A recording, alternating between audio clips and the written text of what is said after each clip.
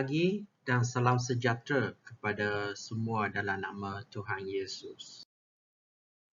Pernahkah anda berasa bahawa anda seperti terasing ketika di sekolah, tempat kerja maupun di kawasan kejiranan tempat tinggal anda?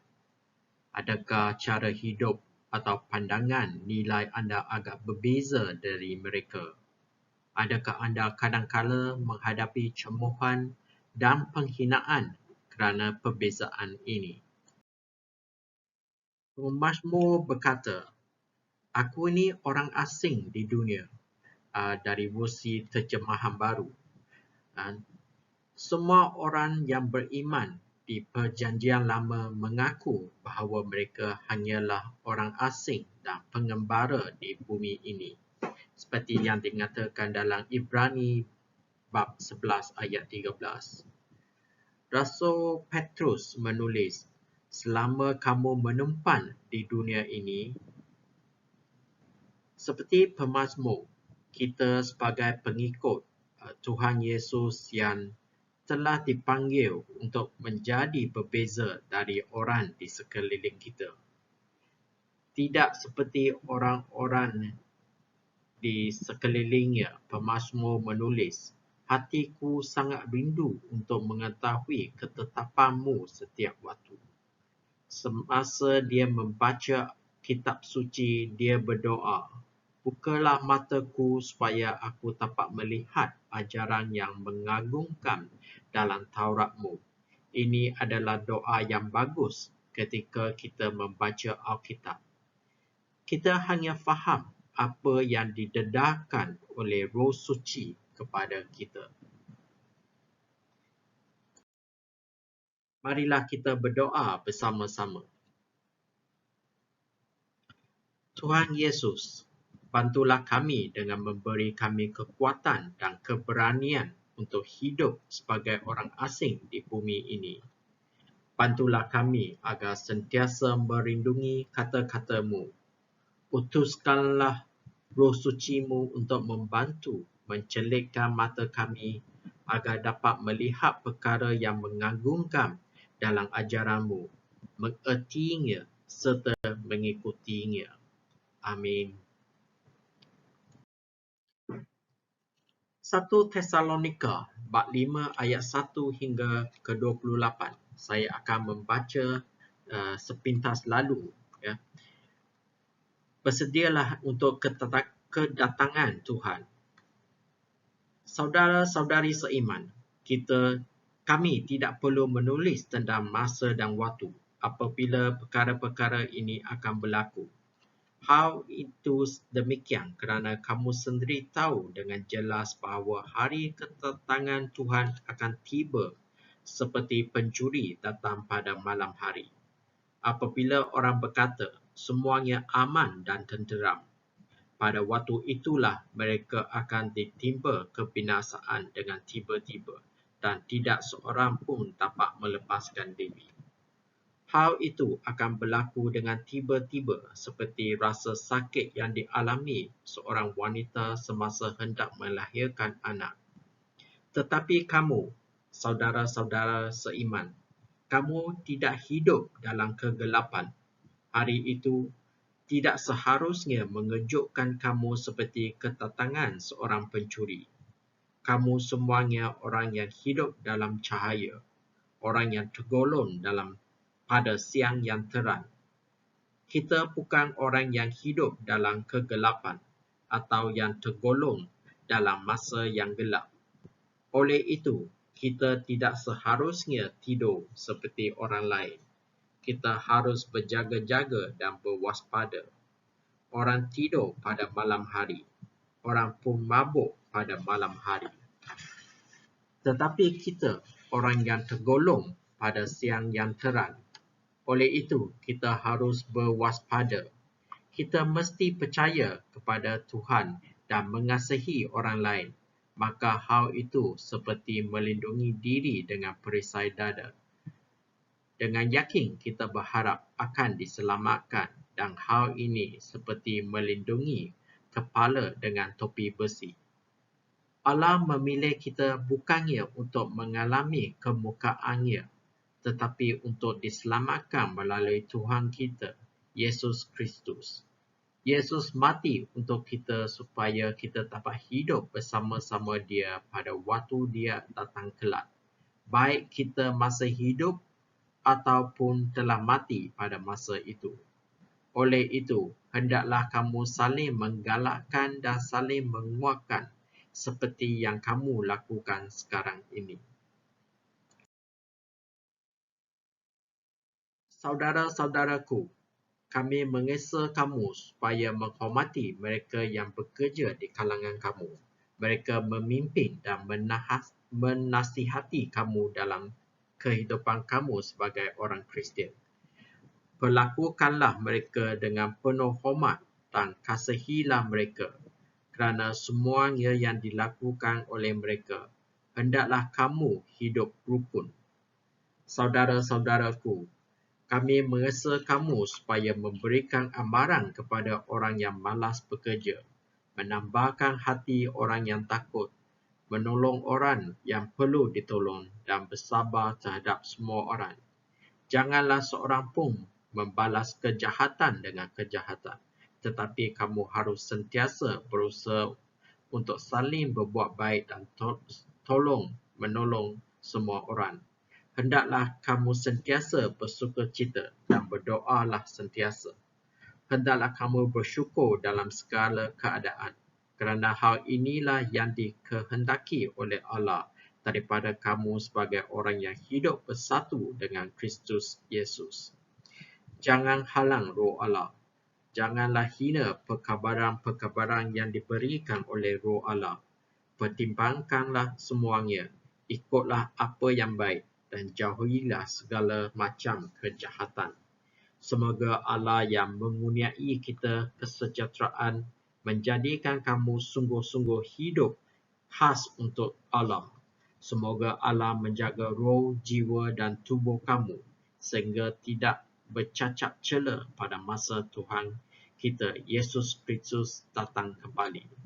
Allah yang memanggil kamu akan melakukan hal itu kerana Dia setia.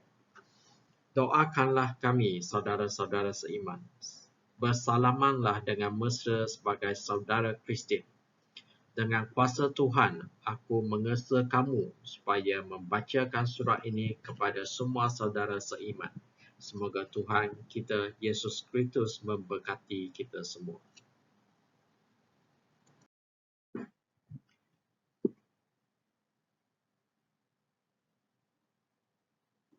Hidup secara berbeza. Kita dipanggil untuk menjadi berbeza daripada dunia di sekeliling kita. Kita diberi arahan praktikal tentang cara melakukannya. Paulus menulis, janganlah kita menjadi seperti orang lain, berani menjadi berbeza dari yang lain. Paulus menggunakan 4 kiasan untuk menggambarkan perbezaan.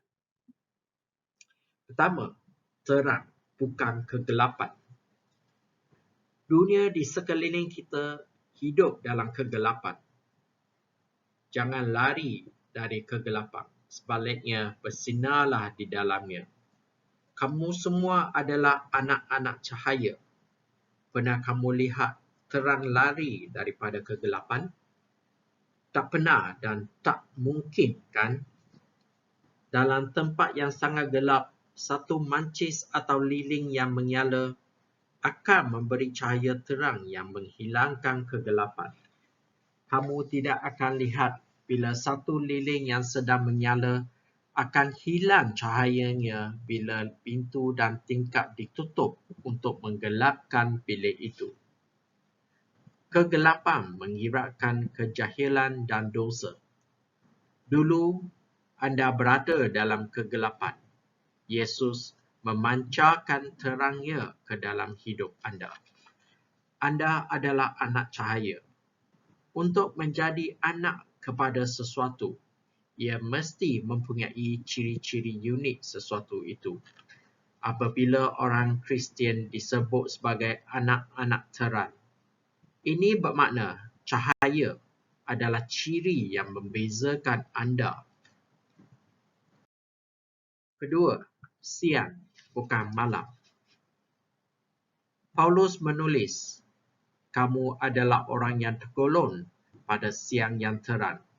Kamu tidak tergolong pada malam yang gelap. Saya masih ingat ketika saya masih budak kecil dan tinggal di kampung. Masa itu, rumah saya tak ada elektrik lagi. Masih pakai pelita minyak tanah dan kabat atau batu yang berbau busuk. Mungkin anak-anak sekarang tidak tahu apa pelita yang saya cakapkan. Nah, saya tunjukkan satu dalam slide.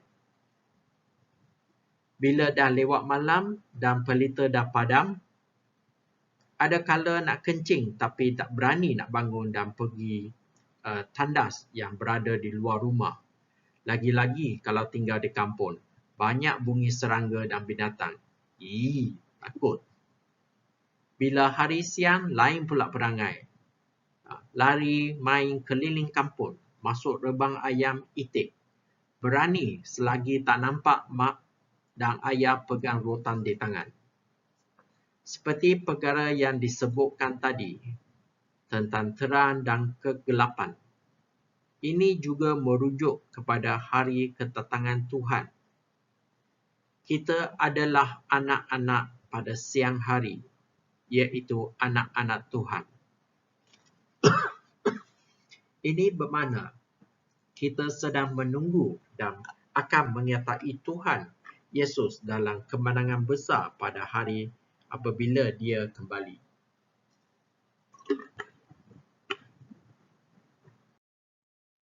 Ketiga, berjaga bukan tidur. Paulus menulis dalam ayat 6 dan 7, oleh itu kita tidak seharusnya tidur seperti orang lain. Kita harus berjaga-jaga dan berwaspada. Orang tidur pada malam hari. Orang pun mabuk pada malam hari. Dia meneruskan, sama ada kita terjaga atau masih hidup, atau tidur, dalam erti kata sudah mati. Kita boleh hidup bersama-sama dengan Yesus. Yesus bersama anda sekarang. Yesus sendiri menggunakan bahasa yang sama, iaitu berjaga-jaga, seperti dalam Matius bab 24 ayat 42 dan bab 25 ayat 13. Janganlah kita tidur secara rohani. Bersedialah untuk kedatangan Tuhan Yesus. Berjaga-jaga dan berwaspada. Keempat, sedar dan bukan mabuk.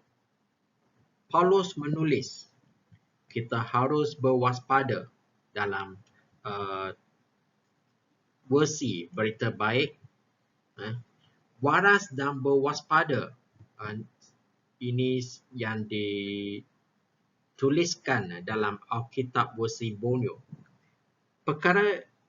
Perkataan ini secara literal bermaksud tidak mabuk oleh kerana arak. Seperti kiasan lain, ia bercakap tentang realiti, keadaan fizikal dan rohani. Seseorang itu menjadi mabuk kerana kekurangan kawalan diri. Ada yang sengaja melonggarkan deria untuk melarikan diri dari realiti.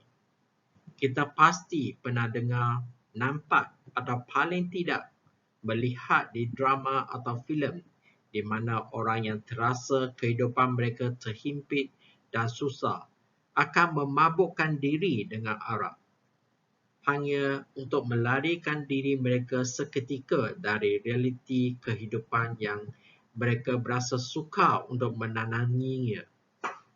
Kita harus berusaha untuk mengawal diri dalam setiap aspek kehidupan kita. Kita perlu memakai perisai dada yang melambangkan iman dan kasih, serta topi besi yang melambangkan harapan. Gaya hidup anda hendaklah sama sekali berbeza daripada orang di sekeliling anda. Anda harus menghormati pemimpin anda. Kami menggesa kamu supaya menghormati mereka yang bekerja di kalangan kamu. Mereka memimpin dan menasihati kamu dalam kehidupan kamu sebagai orang Kristian. Perlakukanlah mereka dengan penuh hormat dan kasihilah mereka. Anda dipanggil untuk menghormati orang lain. Sentiasa melayan mereka dengan hormat. Sentiasa kekal damai. Perlahan-lahan doronglah orang yang diabaikan dan hulurkan tangan kepada mereka yang letih. Tarik mereka untuk berdiri semula. Bersabar dengan setiap orang. Perhatikan keperluan individu dan berhati-hati apabila anda bertentangan pendapat antara satu sama lain agar anda tidak membentak satu sama lain. Cari yang terbaik dalam diri orang itu dan sentiasa lakukan yang terbaik untuk mempamerkan ciri terbaik seseorang itu. Jika anda ingin menunjukkan yang terbaik dalam diri seseorang, anda perlu melihat yang terbaik dalam diri mereka. Berbuat baik kepada semua orang. Kebaikan seharusnya menjadi ciri yang membezakan anda dari yang lain. Sentiasa berusaha untuk saling berbuat baik dan menolong semua orang. Malah tindakan kebaikan yang kecil sangat berkuasa sehingga dapat mengubah dunia di sekeliling anda. Lebih-lebih lagi ketika pandemik yang melanda di seluruh dunia dan negara kita. Tingkah laku yang kecil daripada seseorang akan memberi kesan yang besar kepada masyarakat umum. Anda adalah warga dunia yang berbeza. Anda perlu belajar satu bahasa baharu. Apa yang diterangkan oleh Paulus di sini ialah tata bahasa baru yang berkesan. Hendaklah kamu sentiasa bersukacita dan berdoalah sentiasa. Hendaklah kamu bersyukur dalam segala keadaan.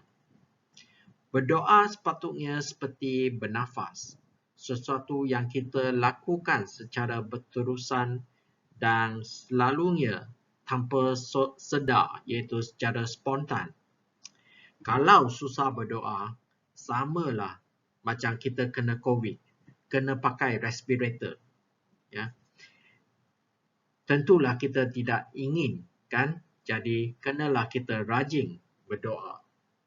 Daripada kita selalu mengeluh, kita harus mengucap syukur dalam segala keadaan. Nyatakan rasa syukur anda kepada Tuhan dan kepada orang lain dalam perkara-perkara yang kecil dan juga dalam perkara-perkara yang besar. Janganlah halang Roh Allah. Janganlah hina perkabaran-perkabaran yang diberikan oleh Roh Allah. Pertimbangkan semuanya, ikutlah apa yang baik dan jauhilah segala macam kejahatan. Kesemua ajaran ini nampaknya seperti sesuatu yang sukar untuk dilakukan, tetapi anda tidak bersendirian. Paulus berdoa, semoga Allah yang mengurniai kita kesejahteraan menjadikan kamu sungguh-sungguh hidup khas untuk Allah. Semoga Allah menjaga roh, jiwa dan tubuh kamu sehingga tiada bercacat cela pada masa Tuhan kita, Yesus Kristus datang kembali. Dan dia mengakhirinya dengan nada yang kuat. Tuhan yang memanggil kamu akan melakukan hal ini kerana dia setia. Orang selalu tidak mahu mendengar perintah Tuhan. Ia memerlukan keberanian untuk menyampaikan firman Tuhan kepada masyarakat yang mempunyai pandangannya sendiri, yang mungkin sangat berbeza dengan pandangan Tuhan. Para nabi dan rasul sanggup membayar harga tertinggi untuk kekal setia kepada Tuhan. Kita mungkin tidak menghadapi tekanan yang sama, tetapi dunia di sekeliling kita sering tidak menyukai kita kerana kita berbeza dari mereka. Jangan terkejut atau kecewa dengan tentangan seperti itu, kerana seperti yang Yesus katakan kepada murid-muridnya, di dunia kamu akan menderita, tetapi tabahkanlah hati kamu, kerana aku sudah mengalahkan dunia. Marilah kita berdoa bersama.